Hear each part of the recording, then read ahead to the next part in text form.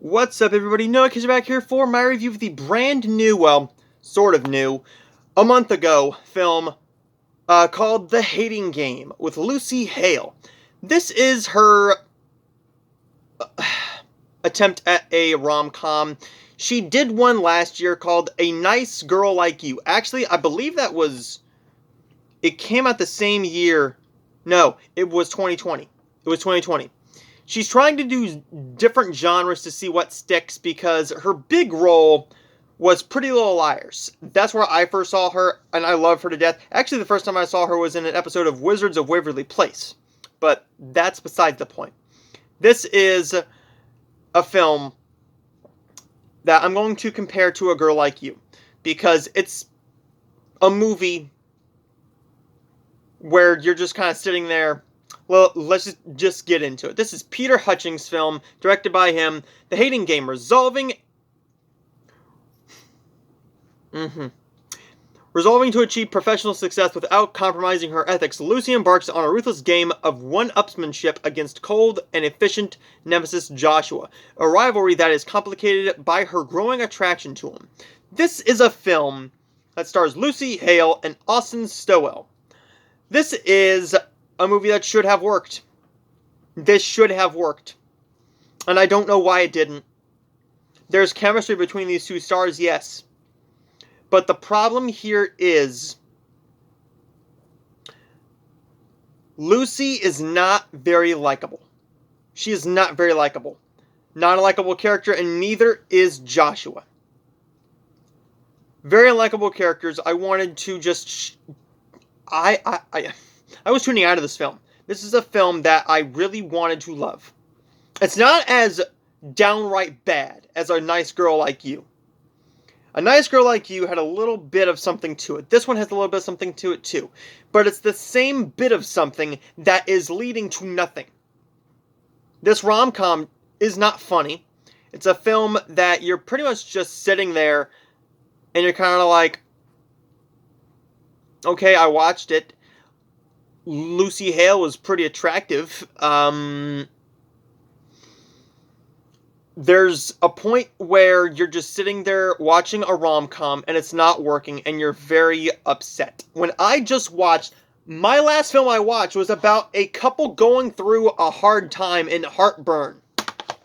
Pretty much about a divorce. When I enjoy a movie more about divorce, like Marriage Story or Heartburn or something like that, than I do a romantic comedy about these two supposedly falling in love, where there's no proof of that at all. I mean, they kiss in an elevator and they have sex. That is the... And she has to go on a date with this guy that she's with. To see if she's attracted to him as well. Because she thinks he's cute. But the problem is, the guy, Joshua, says that she needs to go out with him. He likes her, yeah, but blah, blah, blah. It's a film that I'm going to compare to the episode, well, the season 5, the whole season 5 of Boy Meets World. Corey kisses Lauren. Topanga doesn't trust him. She wants to basically see how he feels, and he listens to her. They break up. That's how this film is kind of shaping up. It's a film where you're not doing anything new with this genre. You're not doing anything new. You're taking from others that have done it better than you. You're doing a portion of this film that we've seen in a 90s to 2000 rom-com show. A dramedy show that is one of the greatest shows of all time. A movie starring Lucy Hale, who I think is a fantastic actress. Her filmography is atrocious. Looking at this, the only good film that I've seen her in, and I mean really, really good, not including something like a small role in a TV show or Pretty Little Liars, I'm talking about strictly film. It's her small role in Scream 4, and she's barely in that film from what I remember. Truth or Dare was atrocious. Fantasy Island I walked out of, and I haven't given it a second chance. I will at some point probably this year. Dude, I didn't even watch. I did see Secret of the Wings, which is a Tinkerbell film. I have not seen The Unicorn. I have not seen Trouble, Son of the South, but her other filmography is so atrocious that I think she's just trying to see what sticks. Because if she went to the Hallmark Channel, it would stick. We've had stars who have been in shows like Cindy Busby, like Candace Cameron Bure, like Jodie Sweetin, like Lacey Chabert, like Trevor Donovan, Ryan Pavey, Chad Michael Murray. They have all gone to Hallmark or GAC Family because they're easy films to do. They are easy films to get a nice paycheck for. You build an audience, and if the audience likes you, you really start to build your filmography up with that genre. Lucy Hale has not done a very good job with horror. She hasn't done a very good job with the rom-coms because these are two different genres that have jack shit to do with either of them. Nothing to do with each other. But when you don't make good films in both genres that do really, really well and have specific fan bases, then your film career is kind of dwindling down to me. Yes, you're doing a very good job, and I love her to death. I think she's great in this film. But the writing in this film is so atrocious that she's irredeemable. You don't like this character. You don't like Josh. These are two complete idiots.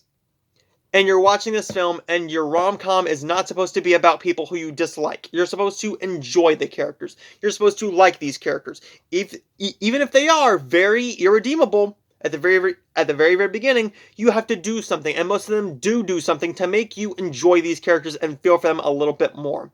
This film is not interested in that. This film is interested in Lucy Hale having a sex scene. That's all this film is interested in. It's her being hot. That isn't the main focus, but I mean, there's multiple scenes where she's just having Josh put his hands on her ass, rubbing up and down her body, kissing her, making out there, having sex. That's what this film is all about. There's no chemistry between these two stars. There's barely any romantic attraction between them. It's basically, hey, you're hot, let's have sex. This film is nothing. It's a bad film. It is not as